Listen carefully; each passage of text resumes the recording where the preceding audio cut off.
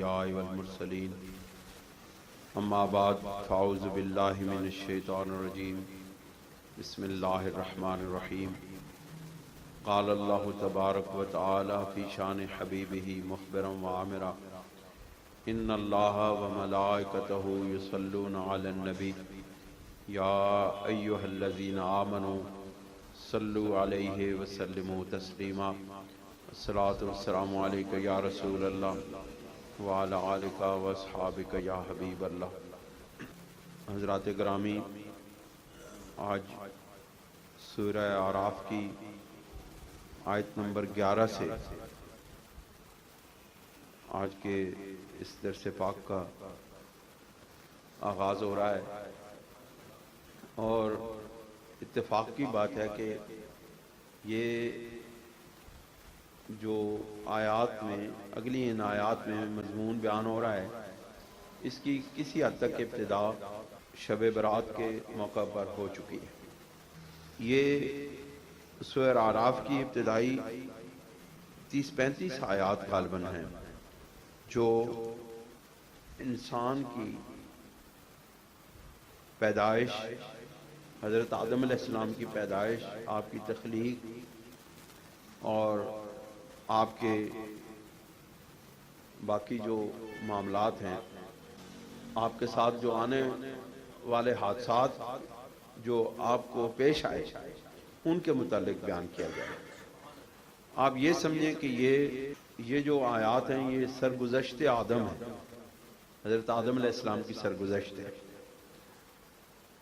اللہ کریم ارشاد فرماتے ہیں کہ وَلَقَدْ خَلَقْنَاكُمْ ثُمَّ صَوَّرْنَاكُمْ ثُمَّ قُلْنَا لِلْمَلَائِكَةِ اسْجُدُوا لِآدَمَ فَسَجَدُوا إِلَّا إِبْلِيسَ لَمْ يَكُن مِّنَ السَّاجِدِينَ، کہ اور تحقیق ہم نے تمہیں پیدا کیا، پھر تمہیں صورت بخشی، پھر تمہیں حسن دیا، سنوارا، خوبصورت بنایا جسامت کے اعتبار سے، پھر تمہارے مقام اور مرتبے کو جب کائنات میں جو مخلوق تھی اس وقت موجود، فرشتے، جنات، ان کے سامنے جب رکھنا چاہا تو پھر اللہ رب العزت نے تمام کائنات کے اندر اللہ تعالیٰ کے حکموں کو نافذ کرنے والی قوتیں تھیں، اللہ تعالیٰ کے حکموں کو نافذ کرنے والی تمام قوتیں، وہ حضرت آدم علیہ السلام کے حسن معنوی کے سامنے جھکا دی۔ ایک ہے حسن صورت، ایک ہے حسن معنی۔ اللہ تعالیٰ نے کہا کہ ہم نے تمہیں پیدا کیا۔ اب یہاں پر ایک نقطہ بڑا غور طلب ہے کہ اللہ کریم ہمیں اور آپ کو مخاطب کر کے کہہ رہے ہیں، ساری انسانیت کو مخاطب کر کے ارشاد فرما رہے ہیں کہ ہم نے تمہیں پیدا کیا، ثم صورناکم، پھر تمہیں صورت حسین بخشی، حسین صورت بخشی۔ حالانکہ ہمارے پیدا ہونا ایک الگ بات ہے، لیکن یہ جو آیہ مبارکہ ہے اس کا براہ راست مخاطب اگرچہ ہر زمانے کے انسان ہیں، لیکن حقیقت میں حضرت آدم علیہ السلام ہے۔ تو یہ اکثر قرآن مجید کا یہ اسلوب ہے کہ وہ موجودہ دور کے یا اس دور کے لوگوں کو مخاطب کر کے جو حقیقی معنی ہے وہ اصل کی طرف لیتا ہے۔ یعنی اصل معنی تو حضرت آدم علیہ السلام کی تخلیق ہے، تخلیق اول تو حضرت آدم علیہ السلام ہے، اور جو صورت گری کی گئی ہے وہ بھی حضرت آدم علیہ السلام کی گئی ہے۔ لیکن یہاں پہ اللہ تعالیٰ آپ کے بعد آنے والے مسلمانوں کو، خاص طور پہ جب قرآن مجید نازل ہوا، اس زمانے کے لوگوں کو مخاطب کر کے ارشاد فرما رہے ہیں کہ وَلَقَدْ خَلَقْنَاكُمْ ثُمَّ صَوَّرْنَاكُمْ، کہ ہم نے تمہیں تخلیق کیا، پھر ہم نے تمہاری صورت گری کی، حسین صورت بخشی۔ ثم قلنا للملائکۃ اسجدوا لآدم، پھر ہم نے تمام فرشتوں کو یہ حکم دیا کہ حضرت آدم علیہ السلام کے آگے سجدہ ریز ہو جاؤ۔ یہ جو عالم ملکوت ہے، یہ اللہ تعالیٰ کی احکامات کو نافذ کرنے والی در حقیقت قوتیں ہیں۔ ملائکہ نور سے پیدا کیے گئے، اور یہ وہ نورانی قوتیں ہیں جو اللہ تعالیٰ کے حکم پہ مامور ہیں، اور اللہ تعالیٰ کے یہ حکم کی خلاف ورزی نہیں کر سکتے۔ ان کے پاس اختیار نہیں ہے اپنی مرضی کرنے کا، یہ پابند ہیں، یہ مجبور ہیں اللہ کے حکموں کی پابندی کرنے کی۔ اب اللہ تعالیٰ نے انسان کے ظاہری صورت کے متعلق خود فرما دیا کہ ہم نے تمہیں ظاہری طور پر خوبصورت بنایا، تمہارا جسم، تمہارا شکل و صورت، تمہاری چال ڈھال باقی تمام مخلوقات سے اعلیٰ و افضل ہے۔ عجیب بات یہ ہے کہ جو لوگ اپنا رشتہ خلقت انسانوں کے بجائے جانوروں سے ملاتے ہیں، تو ان کو معلوم ہونا چاہیے کہ دنیا کے اندر تمام حیوانات کو آپ لے لیں، ان میں سے کوئی بھی تخلیقی اعتبار سے انسان کے ساتھ مماثلت نہیں رکھتا۔ جن لوگوں نے اپنے آپ کو بندروں کی اولاد بنا دیا ہے، ان کو اتنی عقل نہیں آئی کہ، اور وہ آج تک اس بات کا جواب نہ دے سکے کہ اگر حیوانات کے اندر تبدیلیاں ہوتی رہی، اگر حیوانات کے ارتقائی منازل سے گزرنے کے بعد انسان بنا، تو پھر وہ کون سا حیوان ہے اور کس زمانے کے اندر پھر وہ حیوان سے یکدم انسان بن گیا؟ باقی ساری کڑیاں وہ ملا لیتے ہیں، لیکن یہ کڑی ان سے نہیں ملتی کہ حیوان انسان کیسے بنا۔ اور پھر یہاں پر میں بھی ایک سوال کرتا ہوں، اپنا سوال میں رکھتا ہوں کہ اس کائنات کا اصول تو یہ ہے کہ جب ایک چیز وجود میں آتی ہے، ایک چیز کی تخلیق ہوتی ہے، تو پھر اس جیسی اور بہت ساری تخلیقات وجود میں آتی رہتی ہیں۔ مطلب کہ اس کائنات کے اندر کیڑے مکوڑے پیدا ہوتے ہیں، تو مختلف شکلوں کے، مختلف صورتوں کے، اور ان کیڑوں مکوڑوں کے اندر مختلف طرح کے جسامت کے اعتبار سے، ظاہری اعتبار سے مختلف صورتیں پیدا ہوتی رہتی ہیں۔ لیکن کیا وجہ ہے کہ انسان ایک مرتبہ پیدا ہونے کے بعد کروڑوں سال گزرنے کے باوجود پھر یہی صورت انسان کی پیدا ہوتی رہی ہے؟ آخر کوئی وجہ تو ہے کہ ساری تخلیقات اپنی جون تبدیل کرتی ہیں، اپنی شکل و صورت میں دوسری مخلوقات وجود میں آ جاتی ہیں، اسی صورت، اسی نوع کے ساتھ تعلق رکھنے والی۔ مطلب کہ آپ دیکھیں تتلی کو، آپ دیکھ لیں، یہ بھی ایک کیڑے کی صورت میں ہے، جگنو ایک کیڑے کی صورت میں ہے۔ اب یہ کیڑا جو ہے یہ مختلف جون تبدیل کرتا رہا، مختلف شکلوں میں آتا رہا، لیکن انسان جو ہے اس نے اپنی شکل نہیں بدلی۔ جب سے انسان پیدا ہوا ہے اس کے 2 ہاتھ ہی ہیں، 4 ہاتھ نہیں تھے۔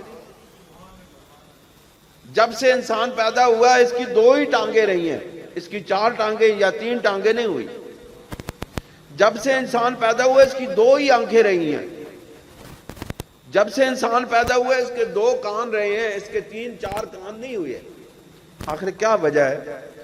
وجہ یہی ہے کہ اللہ تعالیٰ نے انسان کی تخلیق باقی حیوانات کی تخلیق سے بالکل مختلف کی ہے.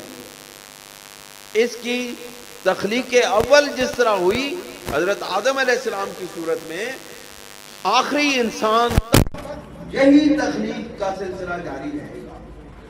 پھر اللہ تعالیٰ نے کہا کہ ہم نے تمہیں بہت خوبصورت بنایا، صورت بخشی. ظاہری صورت کے بعد اللہ تعالیٰ نے یہاں پہ مانوی صورت کا یا مانوی حسن کا یعنی باطنی حسن کا یہاں پہ تذکرہ نہیں کیا کہ ہم نے تمہیں تمہارا ظاہر بھی خوبصورت بنایا اور تمہارا باطن بھی خوبصورت بنایا. اب ظاہری صورت کا تو ذکر کر دیا کہ ہم نے تمہاری ظاہری صورت بنا دی، لیکن باطنی مقامات اور مراتب کا ذکر بالواسطہ طور پہ کیا کہ ہم نے کائنات کی ساری قوتیں آدم تیرے آگے جھکا دی. اس سے بڑھ کر تذکیر کائنات اور کیا ہو سکتی ہے کہ کائنات کی ساری قوتیں وہ جو اللہ تعالی کے حکم پہ معمور ہیں. باقی یہ تو دنیا میں انسان تصرف کر لیتا ہے، دنیا کی چیزوں میں انسان تصرف کر سکتا ہے، لیکن انسان فرشتوں پہ تصرف نہیں کر سکتا. تو اللہ تعالیٰ نے جو اپنے حکم پر معمور مخلوق ہے اس کو بھی انسان کے آدم کے آگے جھکا کے یہ ثابت کر دیا کہ اے انسان، اے آدم، ہم نے تیرے سامنے ساری کائنات کو جھکا دیا، ساری کائنات تیرے اندر تیرے آگے تسخیر کر دیا.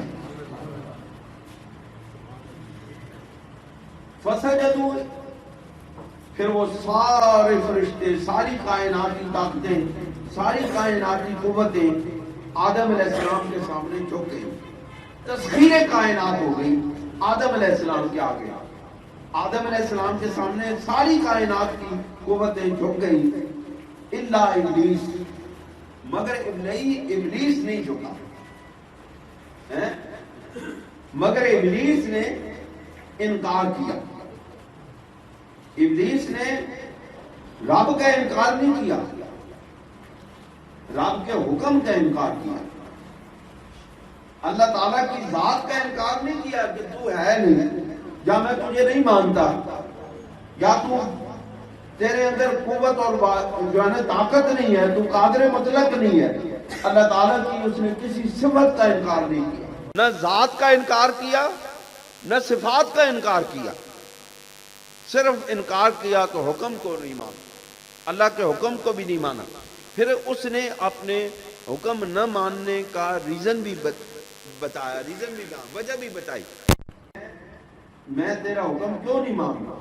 آپ یہ دیکھیں، یہ بڑی خطرناک بات ہے، اور یہ چیز وہ شرارت نفس کے وسیلے اور ذریعے سے انسان میں بھی پائی جاتی ہے. انسان بھی جب اللہ تعالیٰ کے حکموں کی خلاف ورزی کرتا ہے، اللہ تعالیٰ کے حکموں کی نافرمانی کرتا ہے، تو ان حکموں کی نافرمانی کو جائز بنانے کے لیے جواز تلاش کرتا ہے. ایسی ہو جائے جواز تلاش، یہ میں نے کام اس لیے کیا کہ میں فلاں جگہ پہ چلا گیا تھا، وہاں کے حالات اور ماحول کی وجہ سے میں اس برائی میں مبتلا ہو گیا. جی میرے دوست ایسے تھے، ان دوستوں کی صحبت کی وجہ سے میں اس برائی میں مبتلا ہو گیا. اکثر ایسی جواز تلاش کیا جاتا ہے. حالانکہ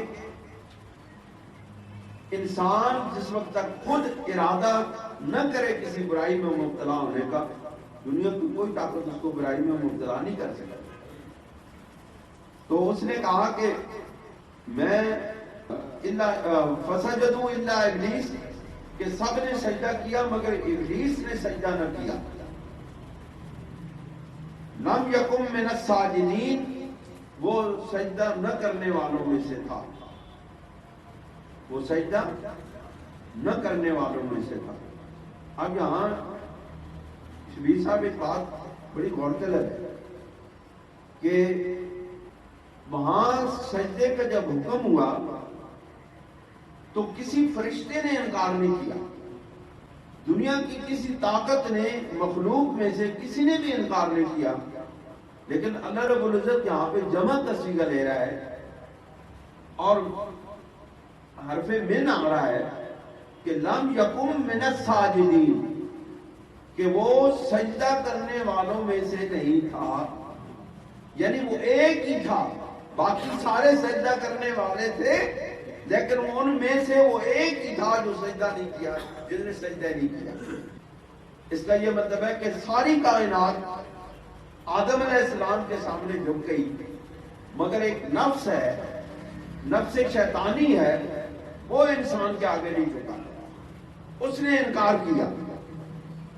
پھر اللہ رب العزت جانتا ہے تو اللہ رب العزت نے پوچھ لیا، قال ما منعک اللہ تسجد اذ امرتک، اللہ رب العزت نے کہا کہ وہ کون سی چیز ہے جس نے تمہیں کہ تم نے سجدہ نہ کیا، اذ امرتک جب کہ ہم نے تمہیں حکم دیا تھا۔ یہاں پر میں ایک بات آپ کے سامنے رکھتا ہوں، لوگ علم مصطفیٰ پر اعتراض کرتے ہیں اور دلیل یہ دیتے ہیں کہ سید کائنات صلی اللہ علیہ وآلہ وسلم کو اگر علم غیب ہوتا تو وہ سیدہ عائشہ صدیقہ رضی اللہ تعالیٰ عنہ پر لگنے والی تہمت کو اس وقت انکار کر دیتے کہ یہ تہمت ہے، یہ واقعہ حقیقت کے خلاف، جو بیان کیا جا رہا ہے یہ حقیقت نہیں ہے، یہ حقیقت کے خلاف ہے۔ لوگ اس حدیث پاک اس واقعہ کو دلیل بناتے ہوئے حضور سرور دو عالم صلی اللہ علیہ وسلم کے اللہ تعالیٰ کی طرف سے جو عطا کردہ علم غیب ہے اس کا بھی انکار کر دیتے ہیں۔ یہ بات یاد رکھیں، اہل سنت و جماعت کا یہ عقیدہ ہے کہ نبی کریم علیہ السلام کوئی علم اپنی ذاتی اعتبار سے نہیں جانتے، آپ جو کچھ بھی جانتے ہیں وہ اللہ رب العزت کی عطا کی وجہ سے جانتے ہیں، اللہ تعالیٰ کی عطا کردہ علم کا علم رکھتے ہیں، اللہ تعالیٰ کی طرف سے جو علم عطا کیا گیا ہے وہ علم غیب رکھتے ہیں۔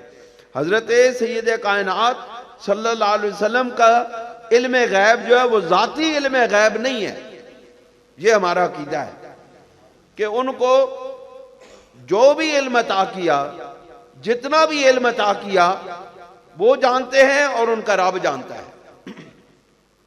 ہم مقدار کا تعین نہیں کر سکتے کہ رسول کریم صلی اللہ علیہ وسلم کو اللہ رب العزت نے کتنی مقدار میں علم غیب عطا فرمایا، لیکن قرآن مجید کی نصوص سے یہ ثابت ہوتا ہے کہ اللہ رب العزت اپنے انبیاء کو علم غیب عطا کرنے کے لیے چن لیتا ہے۔ اب وہ کتنا دیتا ہے، کتنی مقدار میں دیتا ہے، کس کو کتنا دیتا ہے، کتنا فرق ہوتا ہے انبیاء میں، انبیاء کے علم میں، یہ وہ جانتا ہے اور انبیاء جانتے ہیں۔ ہمارا یہ اختیار بھی نہیں ہے، ہمیں اس بات کا علم بھی نہیں ہے کہ نبی کریم علیہ السلام کا علم غیب کتنا ہے۔ ہم بس یہ جانتے ہیں کہ ان کو علم غیب ہے اور وہ علم غیب ان کا ذاتی نہیں ہے، اللہ رب العزت کا عطا کردہ ہے۔ اب اگر ہم نے یہ عقیدہ رکھ لیا تو آپ مجھے بتائیں یہاں سے شرک کی دیوار ٹوٹ گئی، کیونکہ ہم نے جب عطا کردہ علم غیب مان لیا تو ہم نے رسول اللہ کو مخلوق مان لیا ہے، خالق نہیں مانا، اپنے علم کا ذاتی تخلیق کرنے والا بھی نہیں مانا، تو پھر یہاں پہ شرک کی ساری دیواریں ٹوٹ جاتی ہیں۔ میرا ان لوگوں سے سوال یہ ہے، میں ان کے سامنے یہ بات رکھتا ہوں کہ کیا اللہ رب العزت کو معلوم نہیں تھا کہ یہ اس ابلیس نے میرے حکم کی خلاف ورزی کیوں کی؟ اس کے پیچھے کیا ریزنز ہیں، کیا وجوہات ہیں کہ میں نے حکم دیا اور اس نے انکار کر دیا؟ کیا اللہ کو معلوم نہیں تھا؟ پھر اللہ تعالیٰ کے علم غیب کا بھی انکار کرو گے، حالانکہ اس کا علم غیب تو ذاتی ہے، اس کا علم غیب تو لا متناہی ہے۔ نبی کریم علیہ السلام کا اور انبیاء کا علم متناہی ہے، ہم اس متناہی کو بھی نہیں جان سکتے، لیکن ہے وہ متناہی، یعنی کہ اس کی حد ہے۔ انبیاء کے علم غیب کی حد ہے، لیکن اللہ تعالیٰ کے علم غیب کی کوئی حد نہیں ہے۔ وہ ذات لامتناہی ہے، اس کی ذات لامتناہی، اس کی صفات لامتناہی، وہ اپنے قدرت کے اعتبار سے لامتناہی، وہ اپنی تمام صفات کے اعتبار سے لامتناہی، وہ اپنے علم کے اعتبار سے لامتناہی ہے۔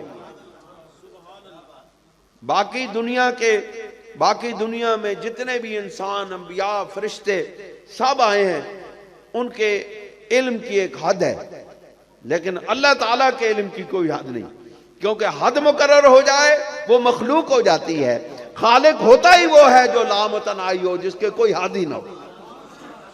اللہ رب العزت نے جب پوچھ لیا، قال ما منعک اللہ تسجد اذ امرتک، کہ تو نے کیوں نہیں سجدہ کیا کہ جب ہم نے تمہیں حکم دے دیا تھا سجدہ کرنے کا، پھر تو نے کیوں نہیں کیا؟ اللہ تو جانتا ہے کہ اس نے کیوں نہیں کیا، لیکن پھر بھی پوچھا۔ اب پوچھ لینے سے علم کی نفی نہیں ہوتی۔ استاد اپنے شاگرد سے جب سوال کرتا ہے تو استاد کے اپنے ذات کی علم کی نفی نہیں ہوتی ہے۔ استاد اپنے شاگرد کے امتحان لینے کے لیے بھی پوچھا کرتے ہیں۔ ہر استاد سوال کرتا ہے کہ نہیں اپنے شاگرد سے؟ کیوں جی شبیر صاحب؟ کیوں جی سرور صاحب؟ آپ اپنے شاگردوں سے سوال کرتے ہیں کہ آپ بتائیں، تو پھر شاگرد کیا کہیں کہ جو ہے نا ہمارے استاد جی کو معلوم نہیں ہے اس لیے ہم سے پوچھ رہے ہیں؟ یہ تو نہیں ہو سکتا۔ اس لیے اللہ تعالیٰ کے پیارے محبوب صلی اللہ علیہ وآلہ وسلم صحابہ کرام سے جب کوئی سوال پوچھا کرتے تھے تو صحابہ کرام جواب نہیں دیتے تھے۔ آپ دیکھیں عقیدہ، صحابہ کا عقیدہ میں پہلے بھی کئی بار بیان کر چکا ہوں، لیکن یہاں پھر چونکہ عقیدے کی بات ہے، یقین کی پختگی حاصل ہوتی ہے، اس لیے ایسی باتوں کو بار بار بیان کیا جانا چاہیے۔ صحابہ کرام سے جب بھی کبھی رسول اللہ صلی اللہ علیہ وسلم نے سوال کیا، صحابہ کرام یہی جواب دیتے تھے کہ اللہ و رسولہ عالم، کہ اللہ جانتا ہے اور اس کا رسول ہی سب سے بہتر جانتے ہیں۔ ایک مرتبہ حضرت عبداللہ ابن عمر رضی اللہ تعالیٰ عنہ فرماتے ہیں، میں بہت چھوٹا تھا، نبی کریم علیہ السلام نے ایک درخت کے بارے میں پوچھ لیا کہ یا رسول اللہ، حضور علیہ السلام نے صحابہ سے پوچھا یہ کس چیز کا درخت ہے؟ کہتے ہیں سارے صحابہ کرام خاموش ہو گئے۔ صحابہ کرام کہنے لگے کہ اللہ عالم و رسول عالم، کہ اللہ سب سے زیادہ بہتر جانتا ہے اور اس کا رسول بہتر جانتا ہے۔ میں نے دل میں سوچا کہ یہ کون سی بڑی بات ہے، اتنے بڑے بڑے بزرگ ہیں، ان کو معلوم نہیں کہ یہ کھجور کا درخت ہے؟ کہتے ہیں میرے دل میں بار بار خیال آیا کہ میں کہہ دوں کہ یہ کھجور کا درخت ہے، لیکن بزرگوں کی وجہ سے میں خاموش رہا۔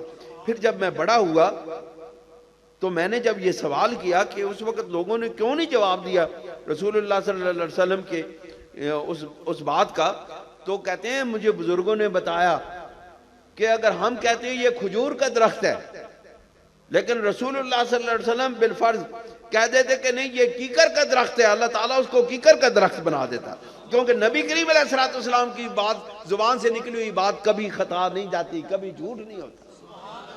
کہتے ہیں صحابہ اس لیے خاموش ہوتے تھے کہ ہم کچھ اور کہیں، اللہ کا رسول کچھ اور کہہ دے، اور وہ کچھ ہو جائے جو اللہ کا رسول کہے۔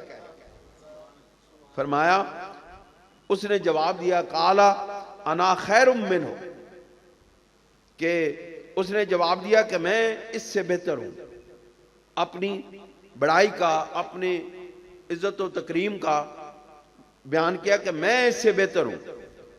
خلقتنی من نار، اب وجہ بتائی کہ کس وجہ سے بہتر ہوں۔ کہتا ہے کہ خلقتنی من نار و خلقتہ من طین، کہ تو نے مجھے، اب دیکھو خالق بھی اسی کو مان رہا ہے جس نے اس کو پیدا کیا، جس نے اس کو پیدا کیا۔ خلقتنی من نار، تو نے مجھے آگ سے پیدا کیا، وخلقتہ من طین، اور تو نے ہی اسے مٹی سے پیدا کیا۔ چونکہ اس کے ذہن میں حضرت آدم علیہ السلام کے ظاہر پر اس کی نگاہ تھی، اس کی نگاہ بشریت آدم پر آئی، اس نے بشر محض سمجھا آدم علیہ السلام کو، اور بشر محض سمجھتے ہوئے اس کی نگاہ اس کی آدم علیہ السلام کی جو تخلیق میں جو بڑا عنصر شامل ہوا وہ مٹی تھا، اس نے مٹی کو پر قیاس کرتے ہوئے اپنی تخلیق کا جو اعتبار تھا اس پر قیاس کیا، اور کہا کہ آگ جو کہ اوپر اڑنے والی ہے، اٹھنے والی ہے، اور مٹی جو ہے وہ نیچے رہنے والی ہے، لہذا آگ اوپر ہے، اس بنیاد کے اوپر میں اس سے افضل ہوں، اعلیٰ ہوں۔ مفسرین کرام ارشاد فرماتے ہیں کہ اگر اس کی نگاہ حقیقت آدم پہ پڑتی اور اس کو حضرت آدم علیہ السلام کے آئینے میں حقیقت محمدی نظر آتی تو وہ اپنے آپ کو اپنا سر جھکا دیتا۔ اللہ تعالیٰ نے اس کی نگاہ حقیقت محمدی پر پڑھنے سے روک لی۔ رسول اللہ صلی اللہ علیہ وسلم کی شان اگر آدم علیہ السلام کے جسم اطہر میں اس کو معلوم ہو جاتی تو وہ بالیقین جھک جاتا۔ اس لیے جو لوگ جھکتے نہیں ہیں ان کے سامنے بشریت مصطفیٰ تو ہوتی ہے، حقیقت مصطفیٰ نہیں ہوتی۔ سمجھیں کہ نہیں؟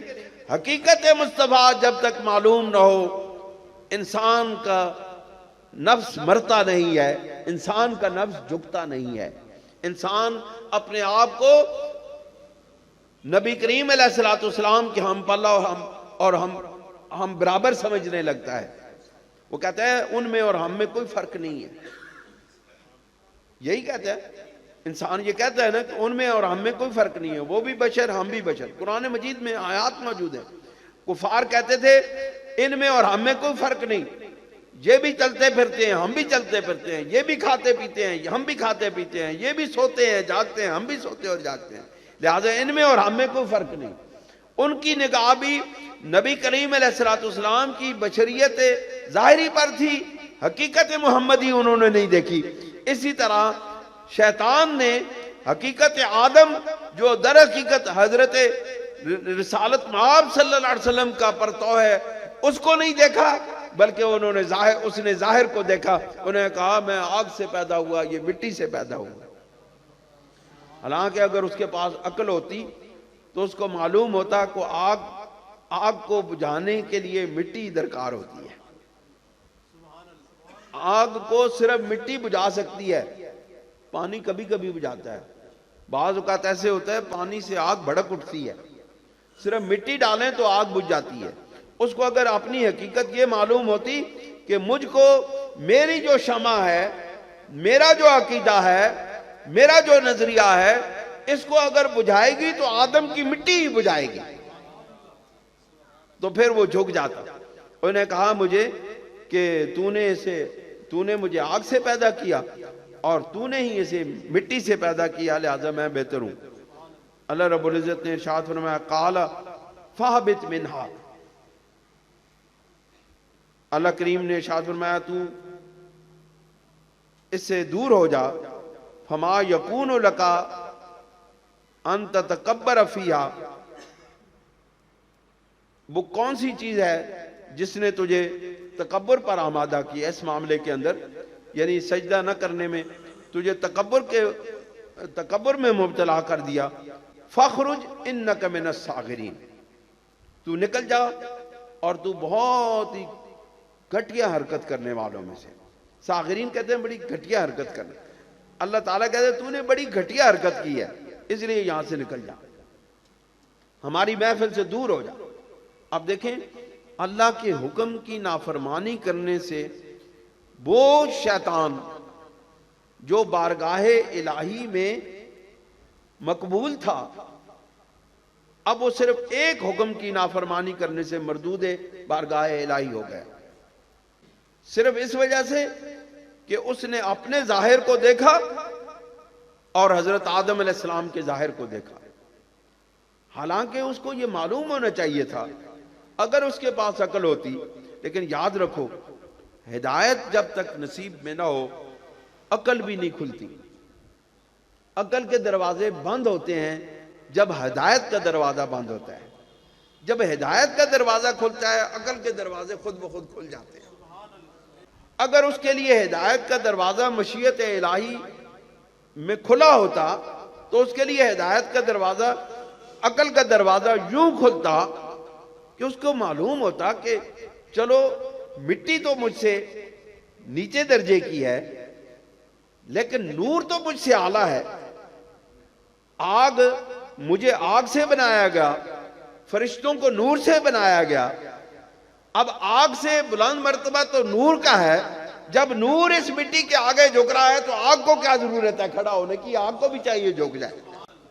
لیکن اس کے لیے ہدایت کا دروازہ بند تھا، اس کو سمجھ نہیں آ رہی تھی، حقیقت حال تک وہ پہنچ نہیں رہا تھا، اس لیے وہ مردود بارگاہ الہی ہو گیا، اللہ کی بارگاہ سے وہ ردا گیا، دھتکارا گیا۔ اللہ تعالیٰ نے کہا نکل جا ادھر سے۔ اس کا یہ مطلب ہے کہ جب احکامات الہی کی بالارادہ خلاف ورزیاں کی جاتی ہیں تو اللہ تعالیٰ اس کو اپنی بارگاہ سے دور کر دیتے ہیں، پھر وہ نافرمانیوں کا شکار ہو جاتے ہیں، پھر وہ ذلتوں کا شکار ہو جاتے ہیں، پھر وہ گمراہیوں کا شکار ہو جاتے ہیں، پھر وہ بدعقیدگیوں کا شکار ہو جاتے ہیں۔ اللہ تعالیٰ ہمیں ان چیزوں سے بچائے۔ پھر اس نے کہا قال انظرنی الی یوم یبعثون، پھر اس نے کہا مجھے قیامت تک کی مہلت دے دی جائے، قیامت تک مجھے مہلت دی جائے، سزا نہ دی جائے، مجھے چھوٹ دے دی جائے۔ قال انک من المنظرین، اللہ رب العزت نے کہا جا اے سخیاں دا درباری جا، اسی یہ تو دیکھو اللہ تعالیٰ شیطان کو بھی چھوٹ دے رہا ہے۔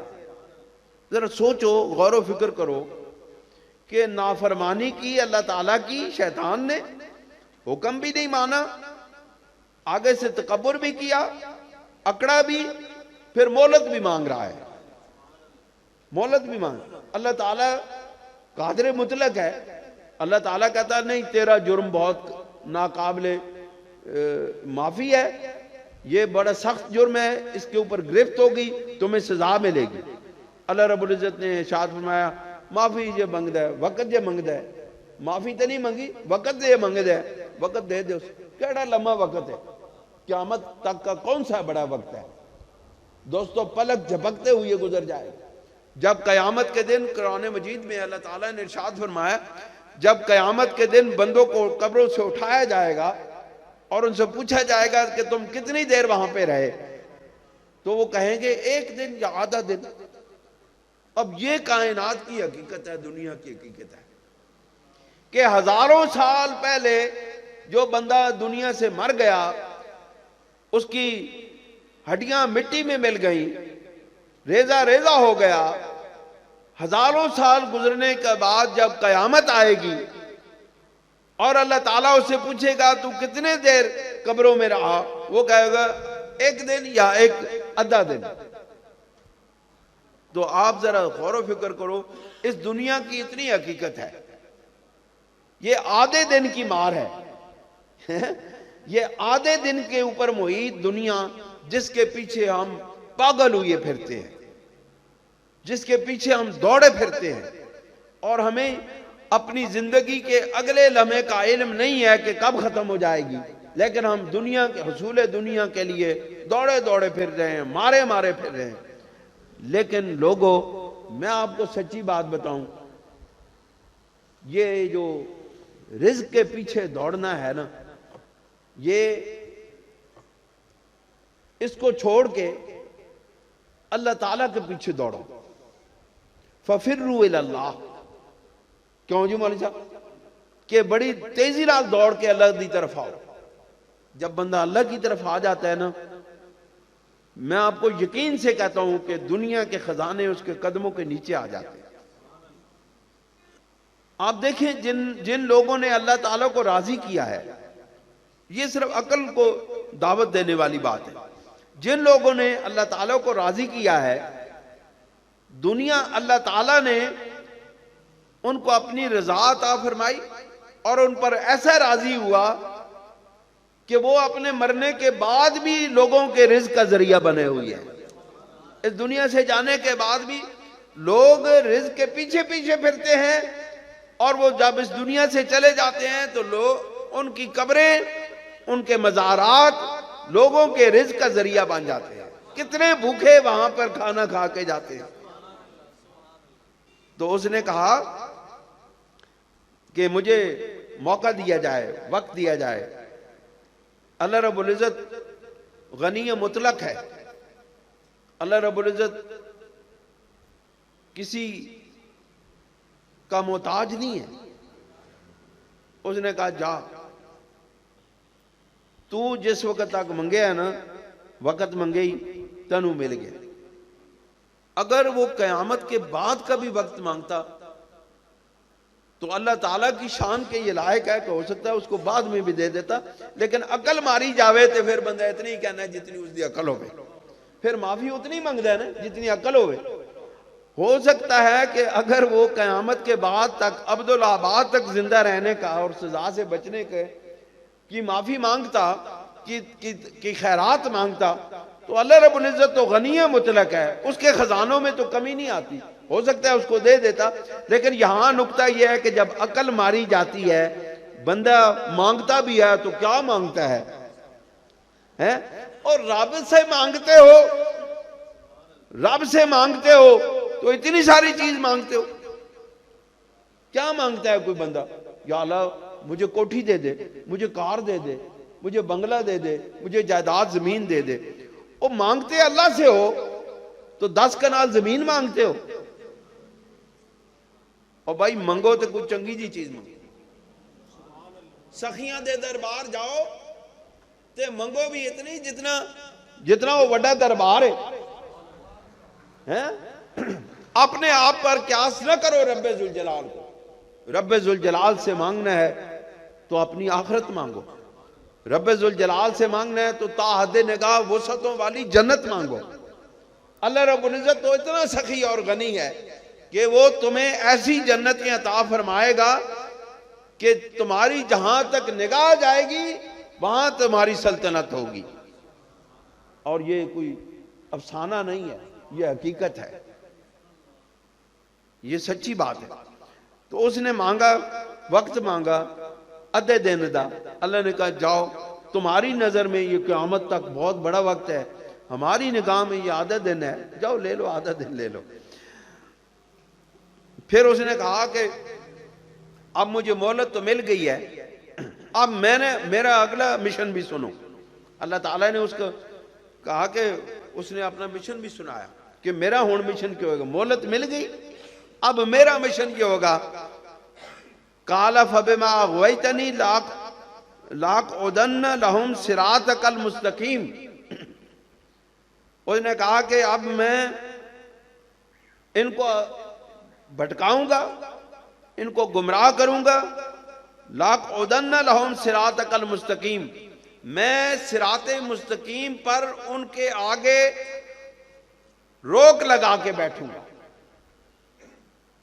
ان کے سامنے آڑ بنا کے میں ان کے سامنے رکاوٹیں پیدا کروں گا کہ وہ صراط مستقیم پر نہیں چل سکیں گے۔ ثُمَّ لَآتِيَنَّهُمْ، کہتے ہیں میں چھپ کے بیٹھا گا، وہ جس طرح چور یا ڈاکو نہیں چھپ کے بیٹھ جاندے رستے تے، اس نے کی کہندے نے نہیں رازن، وہ جڑے لا کے گات لگا کے بیٹھ گئے، کہتے ہیں میں گات لگا کے بیٹھوں گا سیدھا راستے پر، یہ سیدھے راستے پر چل رہے ہوں گے، میں گات لگا کے بیٹھوں گا، پھر کیا کروں گا؟ کہتے ہیں ثُمَّ لَآتِيَنَّهُم مِّن بَيْنِ أَيْدِيهِمْ وَمِنْ خَلْفِهِمْ وَعَنْ أَيْمَانِهِمْ وَعَنْ شَمَائِلِهِمْ، پھر میں اس طرح کروں گا۔ ثُمَّ لَآتِيَنَّهُم، پھر میں ضرور ان پر آؤں گا، مِّن بَيْنِ أَيْدِيهِمْ، ان کے دائیں طرف سے، مِّن بَيْنِ أَيْدِيهِمْ، ان کے سامنے کی طرف سے، وَمِنْ خَلْفِهِمْ، اور ان کے پیچھے کی طرف سے۔ یعنی پہلا وار میں سامنے سے کروں گا، جب میں دیکھوں گا کہ یہ اللہ تعالیٰ دا بندہ ہے، یہ مقبول بندہ ہے، یہ سامنے آ کے نہیں مار کھاندا، پھر اللہ وہ کہنے میں اس نو پچھو ماراں گا۔ پھر جب پیچھے سے مار کرے گا تو اللہ تعالیٰ نے جن کو روحانیت کی آنکھیں دی ہوں گی وہ سامنے سے بھی دیکھیں گے اور پیچھے سے بھی دیکھیں گے۔ نبی کریم علیہ الصلوۃ والسلام نے ارشاد فرمایا نا صحابہ کرام کو کہ اپنی صفیں سیدھی کیا کرو، میں جس طرح آگے سے دیکھتا ہوں اس طرح میں پیچھے سے بھی تمہیں دیکھتا ہوں۔ کہتے ہیں پیچھے آخری صف میں کھڑے ہوئے شخص، آخری صف میں کھڑے ہوئے شخص صف میں سیدھا نہیں کھڑا تھا، نبی کریم علیہ الصلوۃ والسلام نے اس سے کہا کہ بھائی صفیں سیدھی کیا کرو، میں جس طرح سامنے سے دیکھتا ہوں اس طرح پیچھے سے بھی تمہیں دیکھتا ہوں۔ تو اللہ تعالیٰ جن کو اپنی نگاہوں میں وسعت عطا فرما دیتا ہے وہ سامنے سے بھی دیکھتے ہیں، وہ پیچھے سے بھی دیکھتے ہیں۔ اس نے کہا کہ میں سامنے سے وار کروں گا تو جو اللہ تعالیٰ کے ولی کامل ہوتے ہیں وہ سامنے سے تو وار نہیں کرنے دیتے، انہوں نے کہا میں پیچھے سے کروں گا۔ جن کو پھر نور نبوت ملا ہوتا ہے وہ پیچھے سے بھی دیکھ لیتے ہیں، انہوں نے کہا جب پیچھے بھی دیکھ لیں گے میں دائیں طرف سے آؤں گا، وان ایمانہم، میں ان کے دائیں طرف سے آؤں گا۔ جب وہ دائیں طرف سے، اب دائیں طرف بھی فرشتہ بیٹھا ہوتا ہے، دائیں طرف فرشتہ بیٹھا ہوتا ہے نیکیاں لکھنے والا، انہوں نے کہا میں ادھر جاؤں گا تو اے روک لوے گا، انہوں نے کہا میں بائیں طرف سے آؤں گا، میں کھبے پاس سے میں بائیں طرف سے آؤں گا۔ اس لیے نبی کریم علیہ الصلوۃ والسلام نے ارشاد فرمایا کہ جب کسی کو خواب بد آ جائے، برا خواب آئے، تو بجائے اس کے کہ وہ لوگوں کو بتاتا پھر کہ مجھے اس طرح کے خواب آئے، بہت سارے لوگوں کی عادت ہوتی وہ خواب بتاتے ہیں مجھے یہ خواب آیا، مجھے یہ خواب آیا، حالانکہ وہ نماز بھی نہیں پڑھتے اور خواب لوگوں کو بتاتے ہیں بڑے بڑے۔ یہ بات یاد رکھیں، سچا خواب مقامات ولایت کبریٰ پر پہنچنے والے اللہ کے ولیوں کو آتا ہے، باقی سب شیطان کی آمیزش ہوتی ہے۔ اس لیے خواباں دے پیچھے نہ پیا کرو، حقیقت دے پیچھے پڑھو۔ حقیقت یہ ہے، یہ حقیقت ہے، اس کے پیچھے پڑھو۔ اللہ پاک کے محبوب صلی اللہ علیہ وسلم کی حدیث پاک حقیقت ہے، ان کے پیچھے پڑھو۔ خوابوں کی دنیا سے نکلو، حقیقت کی دنیا میں آؤ۔ حقیقت یہ ہے جو یہ ہے، حقیقت وہ ہے جو سرکار کا فرمان ہے۔ تو اس نے کہا میں بائیں طرف سے آؤں گا، وَلَا تَجِدُ أَكْثَرَهُمْ شَاكِرِينَ، اور میں بہت سارے لوگوں کو ناشکرہ پاؤں گا، شکر گزار نہیں پاؤں گا۔ وَلَا تَجِدُ، اور میں پاؤں گا أَكْثَرَهُمْ شَاكِرِينَ، نہیں پاؤں گا ان میں سے جو یعنی کہ شکر نہیں کرنے والے، یعنی ناشکرے لوگوں کو میں اپنے قابو میں لے لوں گا۔ جو اللہ تعالیٰ کو شکر کرنے والے ہوں گے ان کے اوپر میرا قابو نہیں چلے گا۔ اللہ تعالیٰ ہمیں نیک عمل کی توفیق عطا فرمائے۔ آج ہم نے سورہ اعراف کے آیت نمبر 17 تک کا مفہوم کو سمجھنے کی کوشش کی ہے۔ اللہ تعالیٰ ہمیں عمل کی توفیق عطا فرمائے۔ وآخر دعوانا ان الحمدللہ رب العالمین۔ جزاک اللہ، بہت شکریہ، سنت ادا فرمائے۔